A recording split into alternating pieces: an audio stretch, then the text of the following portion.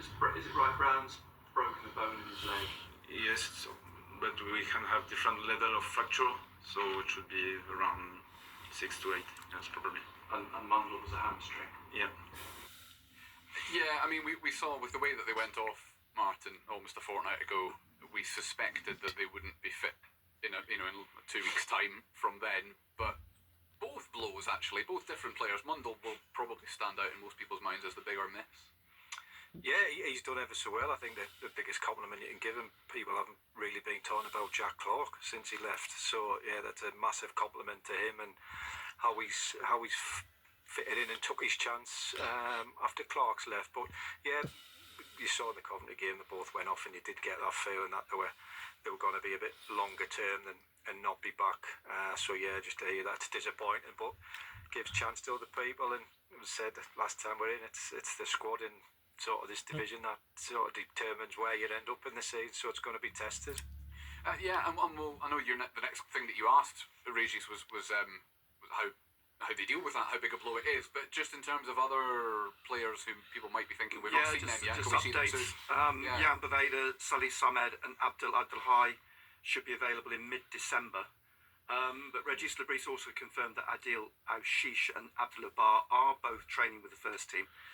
And Adji Elise should be in the squad at Millwall as well. As to whether Aushish and Bar are actually involved at Millwall, there's a big question mark over that. And I think by the tone of Regis Lebris talking about them today and the responsibility they have as players in the situation that they're in, it's clear, I think, from conversations with him over the last month or so that January they'll look to move the pair of them on. The fact is they've been playing with the under-21s.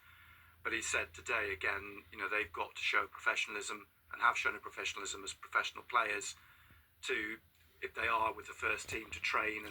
But I think it begs the question, if you play either of them at Millwall and one of them has a good game, you're then probably burdening yourself with a situation where you've got to keep the player in the team, possibly.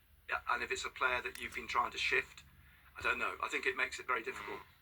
From both of your points of view, is it a personality thing with Aushish and Bar? Is it a professionalism thing? Is it just they've fallen down the pecking order because the players that have come in are better? I think this is interesting. I think Aushish's history, because he was with Lebris at Lorient and Lebris sold him at Lorient. Now, for what reason, I don't know. But clearly that might be one issue there. Bar, I think from conversations I've had with various people over the year, I don't think he is.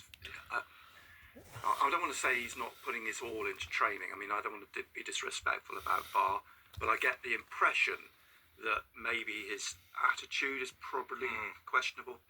That seems to be the issue with him. But either way, I mean, they did think they were both going to go in the summer, and they didn't. And so they're now at this sort of impasse situation. And it's needs must that they're training with the first team now with a view, because of the number of bodies missing at Millwall. But it'd be interesting because I think Aushish as a number 10 at Millwall is a possibility. Because today, Regis Lebris has pretty much said that Chris Riggs is going to play as a defensive midfielder. And he trained in that position this morning. He was very impressed by him doing that. He's